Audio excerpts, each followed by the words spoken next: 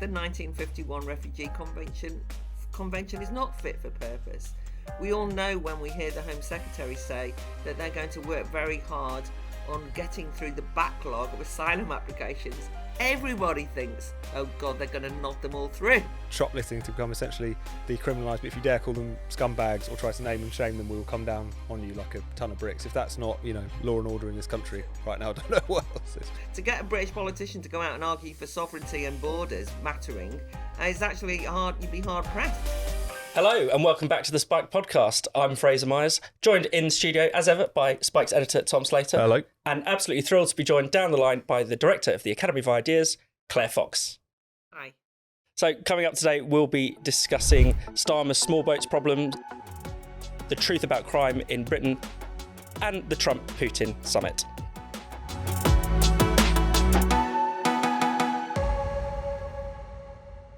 This episode of the Spike podcast is sponsored by Shopify.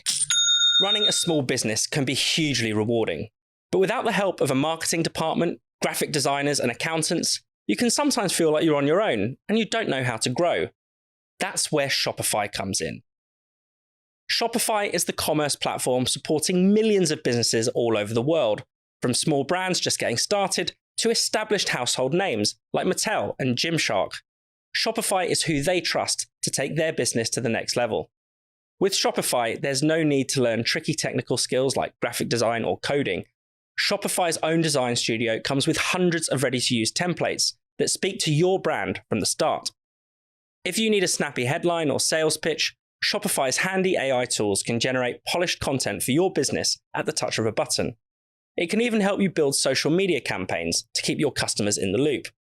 You'll feel like you've got a whole team behind you, even if you're the only person in your business. And the best part yet, Shopify offers world-class expertise on everything from supply chain management to international shipping. Whatever your business's needs are, you can rest easy in the knowledge that Shopify's got your back. If you're ready to sell, you're ready for Shopify. Turn your big business idea into cash with Shopify on your side. Sign up for your £1 per month trial and start selling today at shopify.co.uk/spiked. Go to shopify.co.uk/spiked. That's shopify.co.uk/spiked. So Keir Starmer quite famously promised to smash the people trafficking gangs that are responsible for the small boats crisis. Now it's been clear that he's been smashing records in small boats arrivals. 50,000 small boats have arrived, or people have arrived on small boats since he became the Prime Minister. Tom, this is a pretty devastating failure. Oh no, absolutely. And this is the fastest that this milestone has ever been reached by any Prime Minister. It seems like we're also odds on to best the kind of 2022 calendar year record for small boats arrivals. And given the fact that Keir Starmer has really staked so much claim on smashing the gangs, on trying to diffuse the issue of migration in general, but illegal migration in particular, as he sees reform rise, it's going to obviously go down as a catastrophic failure. And particularly at a time in which migration is becoming the primary issue in not just British politics, but Western politics in many respects. There was a YouGov poll recently, 56% of the population now see it as the primary issue facing the country, with the economy a relatively distant second. When you've got a government which is seen not only to be failing, but almost not to be properly trying or to be pursuing no-hoper, kind of tinkering policies as they have been, then surely this can't be anything but disastrous for them. I mean, even on its own terms, the way in which they try to approach this is rather than to kind of grasp the nettle of the ECHR, the Refugee Convention, the more kind of structural problems that makes it very difficult to protect one's own border in the kind of new era of asylum that we live in. It's been a kind of a policing response. So, giving £100 million to the NCA, National Crime Agency, having dedicated officers and so on. Even arrests for people smuggling crimes by the NCA are down by about 16% if memory serves. So on every conceivable measure, this has failed. Oh, we're going to strike all these deals with our partners near and far abroad to try and deal with this.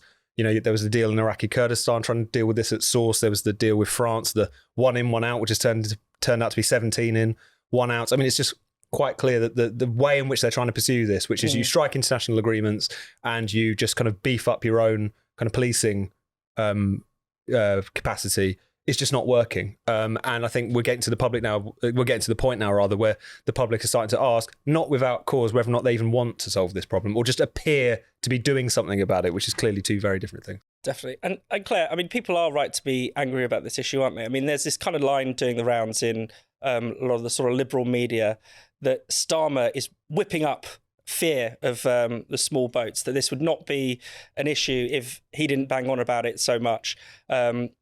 Almost treating Starmer and Farage as on the same page on this. What do you make of that? And surely this is just an issue that has to be addressed. Yeah, I think it's been brewing for so long, and it's just that it's almost like exploded and cut through into politics mainstream now. And that's one of the reasons why the Labour government have been forced to address it, at least rhetorically. I think, by the way, that smashing the gangs was always a wrong-headed notion. I mean, it is like the war on drugs. It's like these are, the people who are behind it, the big figures behind it are proper gangsters, as it were. So that's really hard to get. On the small gangbusters who are getting people on the boats are in another country, so you don't have to arrest them. You haven't got them here. But the main reason I don't like it is because it puts the focus on other people, and it for a reason that they don't actually want to be seen in any way to be being hostile to the people in the small boats. And I really noticed this in discussions in the Lords around the new Borders Bill, where the minister in charge, Lord Hanson of Flint, was at great pains to stress that, the people in the boats were innocent victims of these gangland, gang runners. Do you know what I mean? And so what then happens is that you're meant to straight away have only sympathy and empathy with the people in the small boats. Whereas I think what's happened is the British public have lost that patience with having sympathy and empathy with the people in the small boats. And even though you might be able to imagine a situation of people wanting to improve their lives and doing whatever they can to get into a country where, let's be honest, they're probably going to have a reasonable life, better life than they might have had from elsewhere.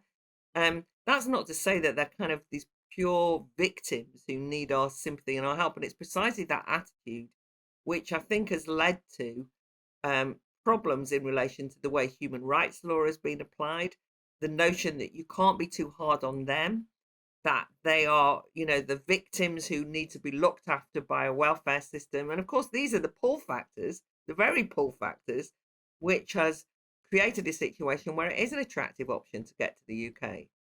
I think in addition to what Tom said as well, I think one of the most depressing parts of this is that there is such a thing as seeking asylum that's legitimate.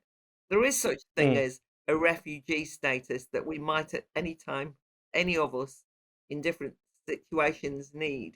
These are honourable traditions that the West has developed, and they've been completely devalued and promiscuously bastardized by the way that we are told that we're not allowed to challenge these notions.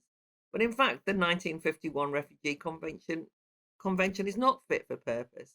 We all know when we hear the Home Secretary say that they're going to work very hard on getting through the backlog of asylum applications, everybody thinks, oh God, they're going to nod them all through, right? Because all of the people applying have at this point either been on social media and seen what the influencers say you should say, or they've come across in Calais one of those UK human rights lawyers, or one of those NGOs handing out lists of, if you say this, you'll be all right.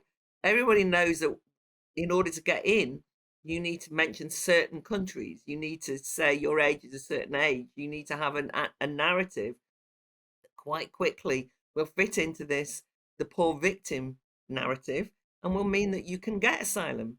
And that, of course, means that you're effectively offering asylum to the whole world, because anyone can turn up and claim any of these things. And apart from the odd person who has not worked out yet that if you say you're from India, you won't get asylum, and inadvertently wanders in and says, I'm from India, and then they kind of kick them out. Practically, there's another 10, 12 countries where you say, if I'm from this country, that you will be allowed to stay legitimately, which is not going to satisfy perfectly reasonably the anxieties of people in this country who feel that what's happened is a loss of control of the borders and a loss of willingness by the political elite to listen to those concerns from ordinary people who live here. Yeah, and I think, the public is not unsympathetic to the plight of people who are genuinely in danger. You think about, there are very few complaints about the Ukrainian relocation scheme, hundreds of thousands of people coming over here, fleeing war. You never hear of people complain about the Hong Kong settlement scheme, people fleeing CCP tyranny. But there is just a sense that, people are seeing people coming in, staying in a hotel, often largely men. There seems to be a disproportionate criminal element. I think that's fair to say. Illegal migration probably selects for that. If people are willing to break the law in one way, why would they not be willing to break it in other ways? I don't know. What's your feeling on that, Tom? I mean, that's one sentiment that I detected on some of the anti-hotel protests that we reported on. Was a lot of the people, primarily the women in attendance, incidentally, saying that if this was women and children, this would be a very different situation. We would kit them out with everything that they needed, but this is clearly something different. I also think, as Claire was alluding to there, the way in which this argument has been had out from the sort of nominally pro-asylum side has been so simplistic and so black and white as to what this issue is. So, for instance, referring to all of them as asylum seekers, it's clear that asylum has become a route just for illegal migration. Yeah. To some degree, we can argue over to which degree. There was that point during Rishi Sunak's time in office when it became apparent that for a number of weeks or months, 30% of the small boats' arrivals were coming from Albania, a place that was not war-torn, and there were not unfounded fears that this was just become a kind of funnel for organised crime. Yeah, they got on top of that. They're fleeing war. They are fleeing France. All of these kinds of gaslighting arguments, one after another, or also the tendency to treat them in a kind of almost dehumanizing way, as if they're all sort of angels, victims who need support. Quite frankly, all you need is a handful of instances of serious crimes being committed by those who have entered for that entirely to shatter with most people. As I say, it's kind of dehumanizing and paternalistic to treat any group of individuals as completely incapable of doing anything wrong. But that's the kind of narrative that has been spun. And I think Claire makes a very important point about, not only has this had a tremendous impact, again, not just illegal migration, but I think it's the keenest example of this where the whole migration debate is concerned. It's an issue on which people feel like not only does it, the way in which it's being handled, grate against what they've clearly expressed at the ballot box on demonstrations, what parties they've voted for and so on, but also that it just seems to grate against simple common sense. This is clearly not a sustainable situation. This is clearly in some respect not a, it's a non-negligible risk to the communities that have to bear the brunt of it because of a lot of the cases that we've seen recently. Another resident of the Epping Hotel recently being brought up on sexual assault charges. This is, again, something which people can see through the very simplistic lines that are being delivered to them. And on the point of asylum, if the people who see themselves as pro-asylum, as wanting to kind of stand in the tradition of what the Refugee Convention, the ECHR, represents, if they carry on down this road, they're going to destroy any faith in the system full stop for quite a long time. It really needs to be rescued from the mess in which it currently exists. And what's becoming abundantly clear is if you do not have control over your own borders, democratic support for whatever asylum scheme or system that you're presiding over, and it is seen to being managed, safe, proportionate and so on, then there is not going to be any public buy-in. And any public buy-in that already does exist is going to continue to corrode. So people on the pro-asylum side of the argument, which is a noble tradition and the way in which Claire sketched out there, need to take this very seriously. If for no other reason, then you could lose a lot more ground if this continues to carry on the way that it is. Definitely. And Claire, before we move on, just wanted to talk a bit about the protests. Naturally, they've been characterised as far-right, white supremacist, or all of that kind of thing. But it has been notable how many women are involved. You sort of see seas of pink at a lot of these demos. How many people are just genuinely local, how organic these things have sprung up. What have you made of that reaction? Yeah, I think it's been really interesting. I think it's been much harder actually for that idea of them being, the far right fash to have really taken hold, especially when the Antifa crowd, the alleged anti-racists who talk about, sullying an honourable tradition, it has to be that shower, marching in from outside, asserting that they are the good guys, screaming at local people who are worried about what's happening in their local towns, screaming and abusing them. And then they're supposed to be the angels that we're all meant to celebrate. It's outrageous, isn't it? But it's actually therefore not landed in quite the same way. I mean, in terms of the public discussion, there's a little less um, enthusiasm for just saying that they're all Nazis, although it still goes on. It just relates to what we were just talking about. I think the Epping protests and the Pink Ladies there have summed up something of a slightly different mood, because in the Epping hotel issue, the asylum hotel, actually the hotel had families in there, asylum families, with women and children as well as men, and there wasn't protest. The protest started when it became, this crowd of unaccompanied, who or nobody knows who they are, young men, and that was what really worried people. So I think it just fits in with what we were previously talking about, which is that local people they're not saying anyone who ever turns up is a stranger in our town, we're going to drive out like some medieval, backward masses, right? They're concerned perfectly reasonably at the way that undocumented and sometimes quite, intimidating gangs of young men are hanging around their town and nobody knows who they are. And the state doesn't know who they are. That's the reality of the situation. And the state has lost all control of this situation, even to the point where the people who are on legal visas who came into the country, the Home Office then admit, we didn't bother to check whether they left at the end of their visa. So you've basically got whole swathes of the UK in which there is a perfectly reasonable assessment that people are here and we're not sure about them anymore. We don't know if they're legal. We don't know what their backgrounds are. So I think it's been quite organic, as Tom said. The only thing is, I don't want to be naive. Of course, there will be, some bad faith, what I might traditionally call the far right. There has been a bit of a rise of some of the ethno-nationalists, some of the people who are just like anti-foreigner, anti-immigrant, come what may, no matter what circumstance. And they'll hang on the coattails of these demonstrations, no doubt about it. They'll hang around. But that is a very small, peripheral group of people who, if anything, need local action in order for anyone to take any notice of them, because they're not really getting very far. And it's genuine, I think, both fear, but not just fear, I think a sense of injustice. I saw some interviews the other day with people pointing out that you can't get a dentist appointment in the local area for 2 years or something. It's almost impossible to get a doctor's appointment. And then they'd found out that both dentists and doctor's appointments were available to people in the hotels. And you can just imagine, they just feel bitter. Another pointed out, and perfectly reasonably as well, that during lockdown, the hotels were used to eradicate homelessness almost overnight. And it might not be the right use of hotels, but it had been used. They had been used in that way. Now homelessness is back with a vengeance, and so you've got lots of people who are homeless, who are people who just have fallen on hard times in many ways, and the hotels are full of people who by rights shouldn't be there. And I think, Tommy, but I think you wrote an article on this. For all these people who say, in relation to the protests, why are they focusing on sexual assaults and criminality of people in the hotels?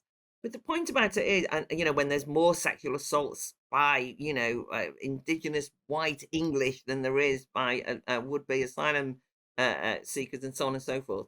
But the point about it is that they're not meant to be in the country. So every time there is a sexual assault on a young person, on a kid, on a child, on a young woman, by people who have illegally are in the country, but the state are looking after them, I think that people's sense of injustice and fury is actually perfectly justified. They just go, well, yeah, it's bad enough having to deal with our own homegrown sex criminals. Thank you very much. We don't need to have got any more. And it doesn't have to be that everybody in the hotel is a sex criminal. Of course, that wouldn't be true. But the point is that you're exposing people nonetheless to people who nobody has a clue what the circumstances are for their arrival. And we do know that some of them will have got on those boats because they're fleeing and escaping the fact that they've committed crimes in other countries. And they see the UK as an easy touch. So let's talk about crime. There seems to be a raging debate online. I think a lot of people talking past each other where, you look at one side and they say that everything is fine. The UK has never been better, never been safer. London, in particular, is thriving. And on the other side, we've sort of descended into a kind of dystopian hellhole where you can't leave your house without being attacked or mugged. Claire, I mean, what do you make of this discussion? I mean, there are some trends that you can pick out in some ways. It's true that homicide has gone down in the past year and gone down over the past 10 years. But clearly there are other crimes like shoplifting that are soaring and reaching record heights. Do you think it's the sort of visible stuff that people are seeing, things like shoplifting, things that force us to change our habits are really sticking in the craw and making people angry? Look, it's perfectly reasonable for Fraser Nelson to point out crime statistics and to say, I'm going to bring a bit of factual information to this debate. This is what he did when he wrote his big essay that caused quite a furore in the Times at the weekend, and to say crime is actually not getting worse. But for him then to say, I would argue, which he did on the radio, to say it's never been, a better time to be alive.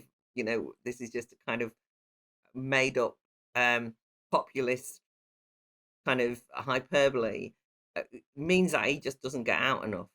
The truth of the matter is that what people's reactions to this is not that there's people being murdered on every street corner, but that we live in a period of intense incivility, if you want.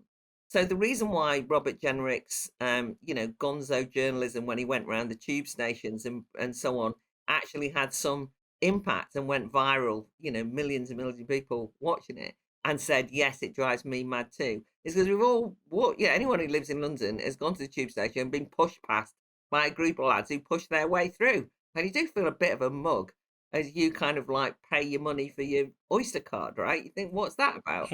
You go into the local Tesco or Aldi or whatever, and there are people just openly filling carrier bags and walking out. And you kind of like, you're standing in the queue to pay, and then you kind of go into the security guard. Have you seen that? And they're kind of going, what can we do, mate? What can we do? So and that doesn't happen all the time, but it happens relatively regularly, I'm afraid to say, in Wood Green, where I'm from. You see it, and you just have this sense that there's that people in authority have thrown their hands up in the air and said, what can we do about it?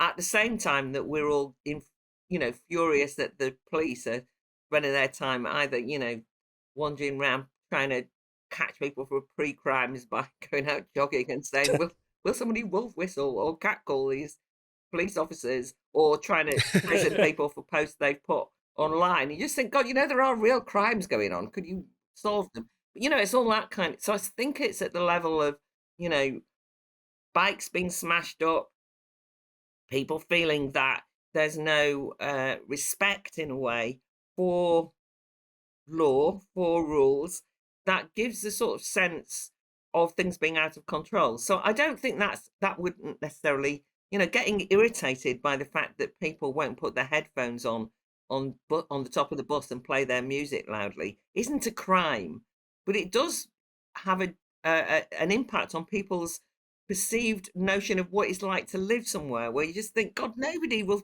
Can't you show a bit of respect, is what they want to say. And so I think all of those people who try and pretend that this is not an issue are not noticing just that the quality of life, due to a sort of growth of an antisocial atmosphere of disrespect for other people and other fellow citizens, and criminality that's not been dealt with, does erode a sort of sense of social solidarity in a really pernicious way, and makes people feel insecure. Yeah, you do sometimes feel like I'm playing by the rules a lot of the time. I actually saw 3 shoplifting incidents in one day in London, and I know that's a bit of a black swan event. That the odds of that are pretty low, but I just can't imagine that 10 years ago. No, and the kind of phone snatching has become such a, if it hasn't happened to you, you've seen it happen, or it's happened to your friends if you live in London. There is just clear-cut areas in which crime has either been going up, and you can tell people that if you look at it on net, it's not as bad as you think. It's still going up on average, first of all, although seemingly a large part of that is a huge uptick in fraud, as I understand it. A 31% increase in fraud over the past year. I don't know what that's about, but that is a crime and it is going up. Absolutely. And, it doesn't do to sort of say, well, it doesn't end the argument to say, well, murders are on the decline. There's obviously areas in which it has been going up. And also, I think another key area is that people feel like there is no consequence when crimes are committed, or even when the kind of more low level, without using too loaded a phrase, kind of antisocial behaviour that we've been talking about is committed. It seems like the police are increasingly incapable of dealing with, say, the phone snatching gangs, that they kind of roll over, that, even if you report a burglary, that's primarily to get a crime number so that you can claim on your insurance. There's not really any assumption that there'll be any genuine investigation. And then also as individuals, less on the crime side, although to a certain extent, but more on the, the just general sort of degradation of courtesy and the public realm that has developed in places like London.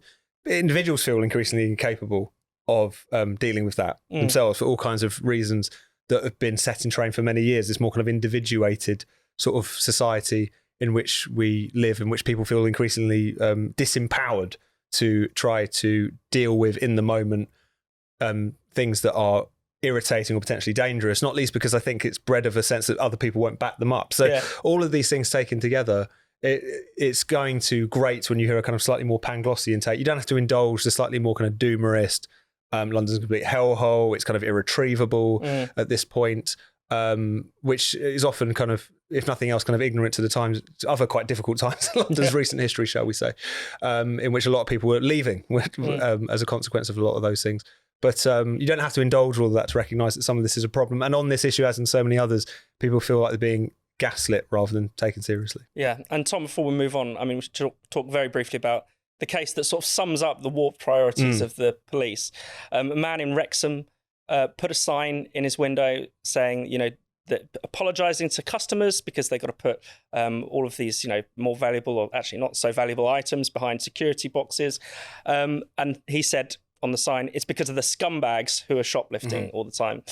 And the police paid him a visit, not to help him out with his shoplifting problem, but to chastise him, to tell him that the sign was offensive and potentially provocative. Offensive, presumably, to the shoplifting community. Yeah, the scumbag community might have been up in arms and protested. This is such a great example of the warped priorities of the police, isn't it? It's not even treating the symptoms rather than the cause. It's victim blaming. It's telling people off for what they say rather than trying to arrest people for the crimes that they've committed. It sounds like the kind of story that we made up just to have something to talk about. So comical is it? There was another story, wasn't there? I can't remember exactly where it was, where shops were being warned that kind of practice you see from time to time, where they put up pictures, kind of CCTV pictures of people who had stolen from them, or given them a dodgy £10 note or whatever it might be. That might also be legally questionable. I don't know if that's under GDPR or something like that. Yeah, it came from the Information Commissioner's Office. So it's against GDPR rules to name and shame burglars. Exactly. So we're not going to investigate the burglaries. We're going to allow shoplifting to become essentially decriminalised. But if you dare call them scumbags or try to name and shame them, we will come down on you like a ton of bricks. If that's not, law and order in this country right now, I don't know what else is. I've got just a couple of caveats, I suppose. One thing is, it's a genuine dilemma about whether one intervenes or not. On the one hand, you feel that you might, people will say, my mate intervened and got stabbed, or what I mean? So you're a bit scared of that. But I do think we had this extraordinary experience the other day of people on the tube who intervened when somebody undressed themselves and was stark naked, and who was obviously very ill, a mentally ill lad did that. But nonetheless, it was very scary for people because, the people who intervened, I think, were arrested by the police. I'm not sure what's happened to them legally, but the fact that they were seen as the problem maybe is it in of itself a problem in terms of ordinary citizens acting responsibly. The state doesn't know who the problem is a lot of the time. That's the thing. And so when you hear about people in Bournemouth saying they're going to set up these, squads of people, vigilante squads in a way, kind of go around to check on the Bournemouth beaches and so on for antisocial behaviour and criminality, I kind of want to cheer it on. On the other hand, I have to say that I slightly did balk at some of the rhetoric that came out of Reform's press conference the other day and subsequent interviews with people like Richard Tyson and so on, which was, we men need to step up and protect our women and children. And I suddenly thought, oh God, found myself back in some Victorian novel, right? I mean, I do understand that with things like the hotels, and there is concern, and as we've seen about women being potentially assaulted or children being the victims, and so on and so forth, that there is an issue there. But I also don't want to get into a situation where we are so frightened that we posit ourselves as women, by the way, as perpetually the Mm. victims who need to be looked after and protected. That slightly irritates me as well, because it's a bit like a kind of alt-right feminism version of things, which is that all women need looking after, and we're the weaker version, and all men are potential problems. And obviously, there's always a smidgen of truth to these things, but women fought long and hard in order to be not treated as the weaker sex. And so I think we need to get balance here.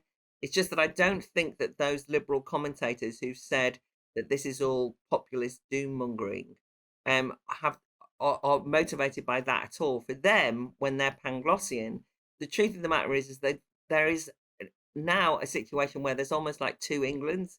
They're just two different. I mean, talk Mm. about parallel lives. They don't Mm. understand what most people's lives are like, and they kind of sit being rather snooty about people's fears and concerns.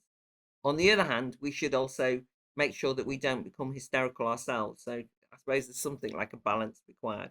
The US President Donald Trump is due to meet the Russian President Vladimir Putin in Alaska. That will happen in the evening when this comes out, in order to hash out an end to the Ukraine war.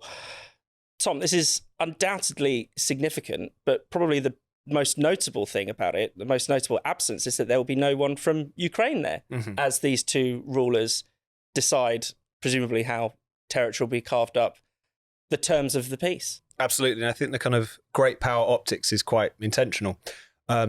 You have both in Trump and in Putin people who quite value that kind of status placed upon themselves as the kind of great powers deciding what's what. The fact that they're meeting in Alaska is pretty significant. Obviously, it's a US state, US territory, but it was Russian for 150 years as a kind of... And also the fact that it's so far away from the conflict in which it's discussing is kind of telling. I think we'll also see, and by the time people watch this, they'll know a lot more than we currently do, that this meeting wasn't exclusively about Ukraine as well. There'll be about kind of other matters that of interest between the two to be thrashed out there.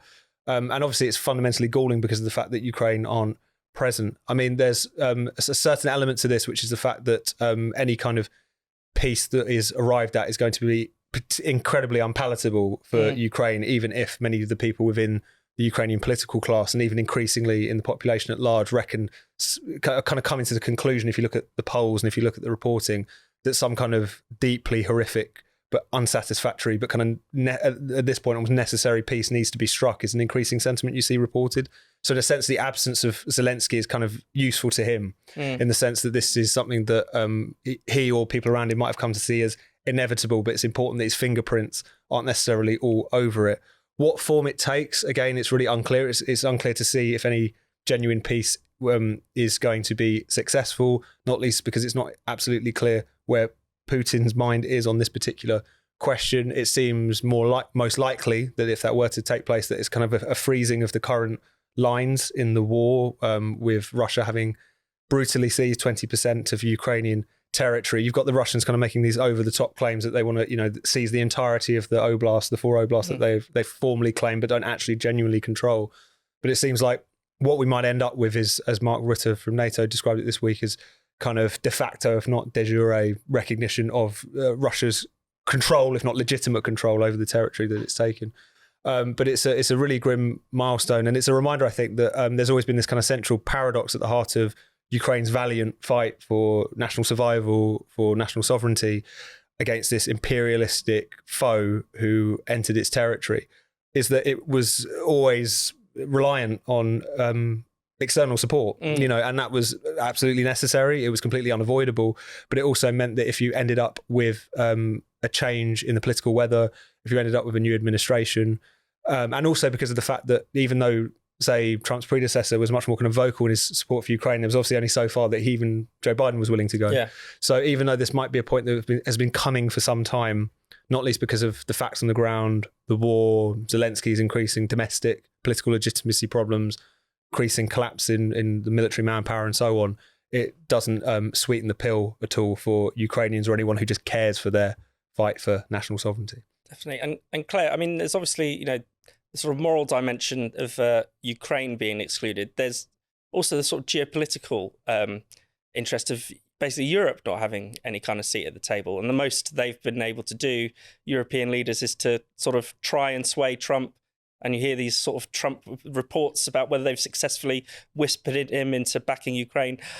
It is a bit of an embarrassment for what would have been, part of the world that would have been an important global power. Yeah, it's actually really depressing, because following the media on this and trying to follow the way that European leaders have interacted with Trump in relation to this, talk about powerlessness, because, it's all like, I think we persuaded Trump to understand. It's like this, as you say, it's like Trump whispering. Now, you don't have to be involved in Trump derangement syndrome or be obsessed with getting rid of the Trump government to notice that it's a very precarious situation when you're relying on whether, as Donald Trump himself says, the president himself says, I'll know the first minute I walk in the room what I'm going to do. And it's like, oh, God. And also, yeah, his or the inability of the American state to acknowledge properly that this was an entirely illegitimate invasion of a sovereign country in the first instance. The fact that that is just not clearly stated anymore by the Americans does get on my nerves. But I also think that Tom made reference to Biden. I think we've got to be really honest here and say that it was precisely Biden and the European powers who kind of flung on Biden's coattails, because they certainly weren't contributing anything like financially to this, that basically made this a kind of slow drip of not enough support to Ukraine. This could have actually been resolved. I mean, it is quite feasible that earlier on, with the right kind of determination and Western backing, that Russia could have been given a bloody nose. Because even the bravery of the Ukrainian forces at the beginning, and with the kind of support that they could have got but didn't get, could have really kind of been a setback for Putin. But instead, it's dragged on and on and on and on. And now it does mean that, there's internal problems in Ukraine. It means that things are much more unstable. So I'm not trying to just blame Trump at all. Europe might now say, oh, we're prepared to pay now. We are prepared to step up, but only kind of a little bit. And so you're right. They don't feel as though they've got any real say or sway in what the decisive discussion is going to be. And that they're not in the room is indicative of that, I think. And they're having to do Zoom calls earlier on. We've had a Zoom call in which they kind of, it's like a court, isn't it? Where you kind of put forward your, dear Mr. President, we'd like to say on behalf of France or Germany's view on this. You know what I mean? It's like he is very much the dominant figure. I think that says more about Europe than it does about Trump. No, on the Europe question, I think it really has exposed a lot of the cant and the hypocrisies where Ukraine is concerned. First of all, European leaders and the European Union, they're very good at issuing statements and making tweets and so on. I stand with Ukraine and what have you. But when it comes to actually delivering the kind of support that would allow Ukraine to defend itself, both in this conflict and also in some kind of messy peace that we're potentially going to see in the near future, that was always lacking. There is obviously, even though the figures will constantly be quoted to you that together the European continent has given more to Ukraine than America has, but they don't have the kind of weaponry that Ukraine actually needs. A lot of that money is just going to kind of paying wages in the Ukrainian government and in the military setup and so on. It's sort of subsidy in many respects.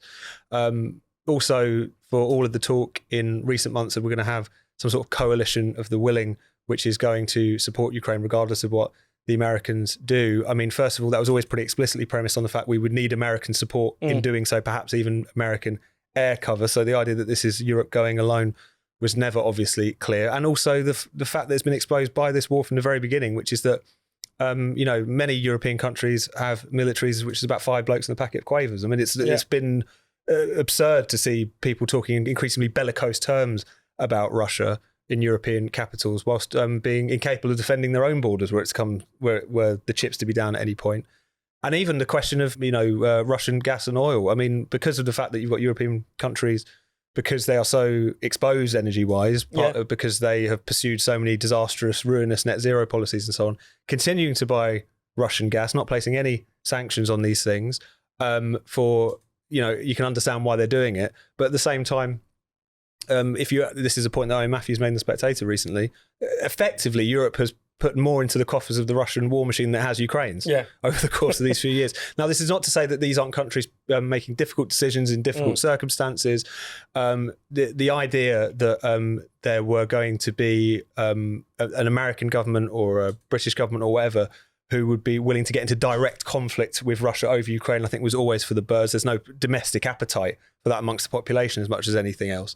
But this has been the story of this conflict, and in the run up to it as well, is various Western powers in rhetoric and in action kind of essentially kind of, first of all, just writing checks they can't cash, but also some in many cases kind of provoking or prolonging when they have no any interest in actually backing up the kind of claims or threats that they're making at any one point.